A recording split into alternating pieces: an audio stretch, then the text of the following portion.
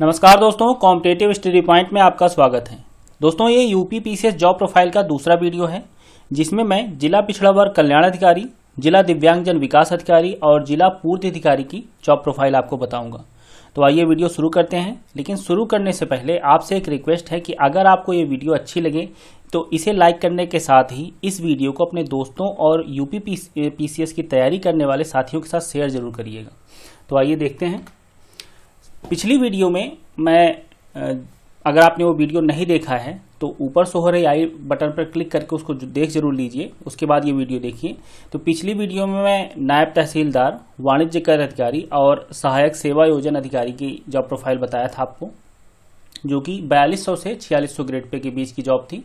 और इस वीडियो में मैं 4800 ग्रेड पे की जॉब का विश्लेषण करूंगा, जिसमें जिला पिछड़ा वर्ग कल्याण अधिकारी, जिला दिव्यांगजन विकास अधिकारी और जिला पूर्ति अधिकारी की जॉब होगी। आगे की ये 5400 ग्रेड पे की जॉब है, जो कि नेक्स्ट वीडियोस में मैं कवर करूंगा इसको। तो कुछ बातें जो तीनों जॉब में कॉमन है उसको पहले जान लेते हैं हम।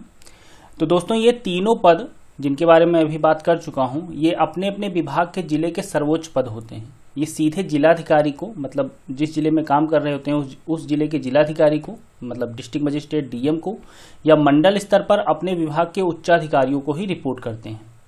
इनको अपने जिले में अपने विभाग के किसी अधिकारी को रिपोर्ट करना नहीं होता है। योग्यता की बात करेंगे तो ग्रेजुएशन और देवनागरी लिपि में इनको लिखित हिंदी का कार्यसाधक ज्ञान होना आवश्यक है। और अधिमानी आहर्ता के बारे में पिछली वीडियो में बता चुका हूं कि ये क्या होती है, आप वहां से जाकर उसको देख सकते हैं। तो इसमें प्रादेशिक सेना में आपको न्यूनतम 2 वर्ष की अवधि की सेवा की हो या राष्ट्रीय कैडेट कोर का बी प्रमाण पत्र हो, या तो आपके पास ये दोनों हो या दोनों में से कोई एक हो, तो आपको अधिमानी आहर्ता मिलेगी। वेतन की बात करेंगे तो इनका ग्रेड पे 4800 होता है और ग्रुप बी के गेस्टेड ऑफिसर होते हैं। मूल वेतन इनका 47,600 होता है और महंगाई भत्ता इसमें 17% है, कैलकुलेट करने पर 8,092 रुपये हो रहा है। इनको गृह कर भत्ता लगभग 6,000 रुपये मिलता है और अन्य भत्ते भी 2,000 के आसपास मिलते हैं। और एनपीएस कटौती इनका 5570 रुपये होता है। एनपीएस कटौती फिर बता देता हूं कि मूल वेतन और महंगाई भत्ते का कुल 10% वेतन से कटता है। तो इस तरह से इनको लगभग पहली सैलरी जो मिलेगी वो 58,000 रुपये के आसपास मिलती है। सुविधाओं की बात करेंगे तो इनको एक सरकार की तरफ से मोबाइल फोन मिलता है और चलने के लिए गाड़ी, मतलब अपने ऑफिस आने जाने के लिए और फील्ड में दौरा करने के लिए या अपने किसी और काम के लिए इनको गाड़ी मिलती है और गाड़ी के साथ साथ एक ड्राइवर भी मिलता है। आवास की बात करेंगे तो इनको एक सुंदर घर मिलता है रहने के लिए।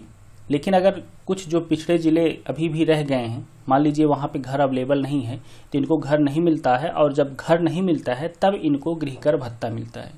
तो एक चीज़ आपको स्पष्ट कर दूं कि ये जो गृहकर भत्ता होता है ये तभी मिलता है जब घर सरकार की तरफ से अलॉट नहीं रहता है। अगर घर सरकार की तरफ से अलॉट रहता है तो सैलरी में गृहकर भत्ता आप उसको काट दीजिएगा। चपरासी और अर्दली भी इनको मिलते हैं। घर और ऑफिस दोनों के काम के लिए इनको, कार्यालयी काम के लिए इनको एक चपरासी और अर्दली भी मिलते हैं। अब हम सबसे पहले आते हैं अपनी पहली जॉब यानी जिला पिछड़ा वर्ग कल्याण अधिकारी के पास। लेकिन जिला पिछड़ा वर्ग कल्याण अधिकारी की जॉब जानने के पहले हम उस विभाग के बारे में जानेंगे। तो समाज के कमजोर और अन्य पिछड़े वर्गों के लोगों को सामाजिक, आर्थिक एवं शैक्षिक रूप से ऊंचा उठाने हेतु संविधान की धारा 14, 15, 16, 335, 338, 339, 340, 341 तथा 342 का प्रावधान किया गया है। इन्हीं उद्देश्यों की पूर्ति हेतु उत्तर प्रदेश शासन द्वारा अन्य पिछड़े वर्ग के हितार्थ विभिन्न कार्यक्रम चलाए जा रहे हैं। वर्ष 95-96 तक यह कार्यक्रम प्रदेश के समाज कल्याण विभाग द्वारा चलाए जा रहे थे। उत्तर प्रदेश की लगभग 54% जनसंख्या पिछड़े वर्ग की है और इतनी बड़ी जनसंख्या के विकास एवं कल्याण हेतु संदेह ही एक स्वतंत्र विभाग की आवश्यकता का अनुभव बहुत पहले से किया जा रहा था। अतः वर्ष 1995-96 में उत्तर प्रदेश शासन ने दिनांक 12 अगस्त 1995 द्वारा पिछड़ा वर्ग कल्याण विभाग की स्थापना स्वतंत्र रूप से की गई। अब हम इसका प्रमोशन देख लेते हैं। जिला पिछड़ा वर्ग कल्याण अधिकारी का प्रमोशन कैसे होता है। तो इनका प्रमोशन जानने के पहले हम ये जान लेते हैं कि इनके नीचे कौन कौन काम करता है। तो इनके ऑफिस में सहायक लेखाकार होते हैं, वरिष्ठ सहायक होते हैं, कनिष्ठ सहायक होते हैं और चपरासी अर्दली होते हैं।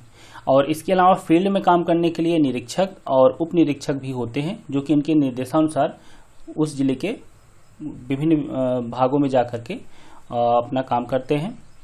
उनका अपना अलग जॉब प्रोफाइल है, वो बात का विषय है। तो और इसके बाद इनका जो प्रमोशन होता है उसके बारे में हम जान लेते हैं। तो पिछड़ा वर्ग कल्याण विभाग शासन स्तर पर प्रमुख सचिव होते हैं, फिर विशेष सचिव, फिर उप सचिव, फिर अनुसचिव, फिर अनुभाग अधिकारी 1 और अनुभाग अधिकारी 2 होते हैं।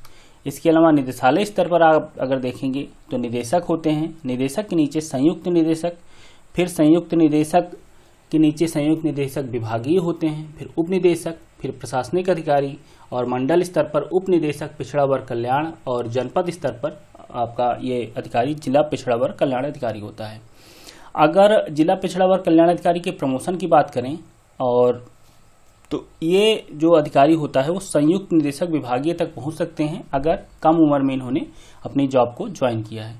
एक चीज मैं आपको यहाँ पे और बता दूं कि चूंकि ये पिछड़ा वर्ग की जॉब है तो आप कहीं ये मत सोच लीजिएगा कि इसमें जो है सामान्य वर्ग के उम्मीदवारों को नौकरी नहीं मिल पाएगी, ऐसा कुछ नहीं है। सामान्य वर्ग मतलब इसमें जॉब करने के लिए कोई वर्ग निर्धारित नहीं है, कोई भी इसमें जॉब कर सकता है।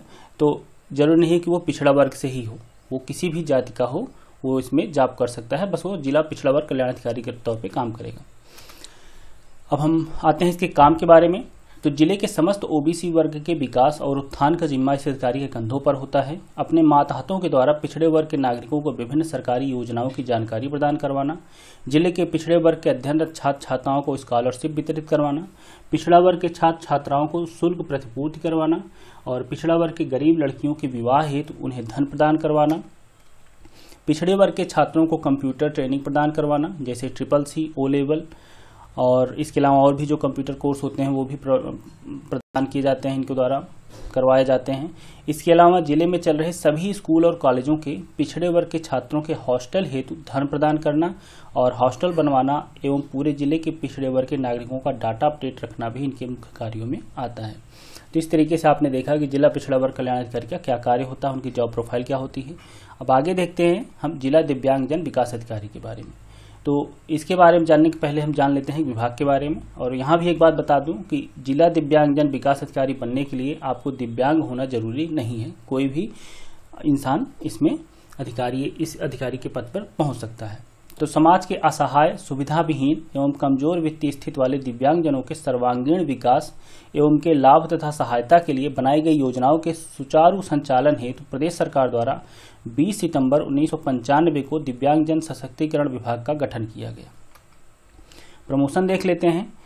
तो ये इनका जॉब स्ट्रक्चर है। निदेशक दिव्यांगजन सशक्तिकरण विभाग, फिर उसके नीचे संयुक्त निदेशक, फिर मंडलीय उप निदेशक और उसके नीचे जिला दिव्यांगजन सशक्तिकरण अधिकारी और प्रधानाचार्य अधीक्षक समन्वयक।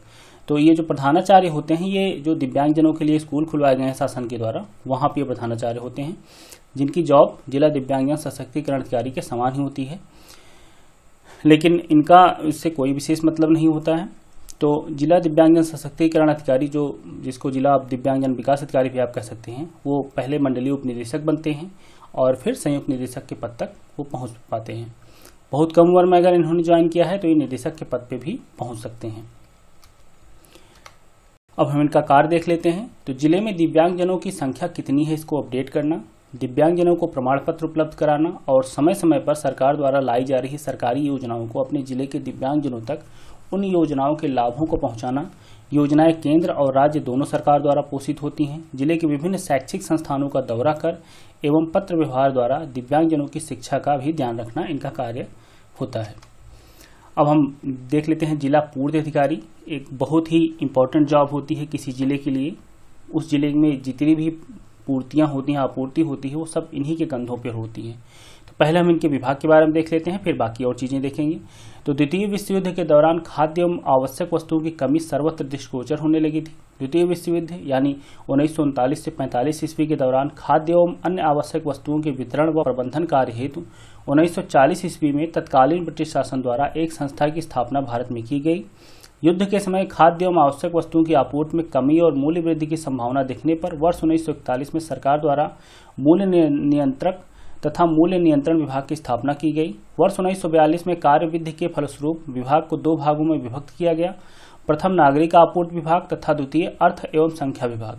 जिनके कार्य क्रमशः आवश्यक वस्तुओं की आपूर्ति एवं उस पर नियंत्रण बनाए रखना तथा मूल्य वृद्धि को नियंत्रित करने के लिए आवश्यक वस्तुओं के खुदरा एवं थोक भाव निर्धारित करना था।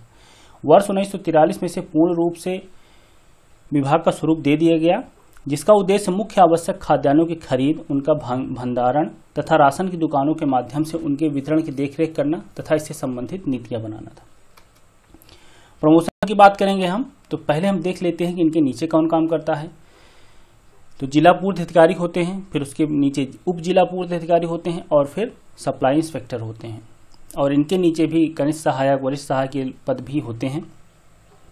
तो ये तो इनका नीचे का स्तर हो गया। अब ऊपर देखते हैं हम, तो आयुक्त खाद्य एवं रसद विभाग में अगर आप देखेंगे तो आप यहाँ फील्ड शाखा में जब आएंगे, ये इस जगह पे, तो यहाँ पे आपूर्ति शाखा, फिर उपायुक्त और फिर जिला पूर्ति अधिकारी होते हैं। बाकी उसके नीचे के अधिकारी ये हैं। तो इनका प्रमोशन उपायुक्त तक या इसके ऊपर भी एक आध पद तक हो पाता है। अब हम इनके कार्य देख लेते हैं। तो जिले में सभी प्रकार की आपूर्ति का जिम्मा जिला पूर्ति अधिकारी के कार्य क्षेत्र में आता है और ये सीधे जिलाधिकारी को रिपोर्ट करते हैं। सप्लाई इंस्पेक्टर के माध्यम से जिले के सभी कोटेदारों का निरीक्षण करवाना, अगर कोटेदार ढंग से कोटे का संचालन नहीं कर रहा है तो उसका कोटा निरस्त करना, कोटा आवंटित करना, जिले में खाद्य एवं रसद की आपूर्ति करवाना, जिले के कार्यालयों की स्टेशनरी आपूर्ति का जिम्मा भी इन्हीं का होता है। जिले में अगर चुनाव हो रहा है तो चुनाव कर्मचारियों के खाने पीने का इंतजाम करना, चुनाव में चलने वाली गाड़ियों को पेट्रोल दिलवाना भी इन्हीं के कार्य क्षेत्र में आता है। ओवरऑल जिले के खाद्य एवं रसद की आपूर्ति की पूरी जिम्मेदारी के साथ साथ अन्य आपूर्तियों की भी जिम्मेदारी इन्हीं के कार्य क्षेत्र में आता है। ये सब कार्य अपने मातहत अधिकारियों के माध्यम से करते हैं। तो दोस्तों, आपको ये वीडियो कैसी लगी? अच्छी लगी हो तो इसको लाइक करिए, अपने दोस्तों के साथ शेयर करिए और चैनल को सब्सक्राइब करके बेल आइकन जरूर प्रेस कर दीजिए, जिससे इस तरह की और अपडेट आपको मिलती रहे। इस वीडियो का तीसरा भाग भी बहुत जल्द आएगा, तो चैनल को सब्सक्राइब कर लीजिए और बेल आइकन जरूर प्रेस कर दीजिए, जिससे जब भी कोई नए वीडियो अपलोड हो तो आपको उसका नोटिफिकेशन तुरंत मिल जाए। वीडियो पूरा देखने के लिए आपका बहुत बहुत धन्यवाद।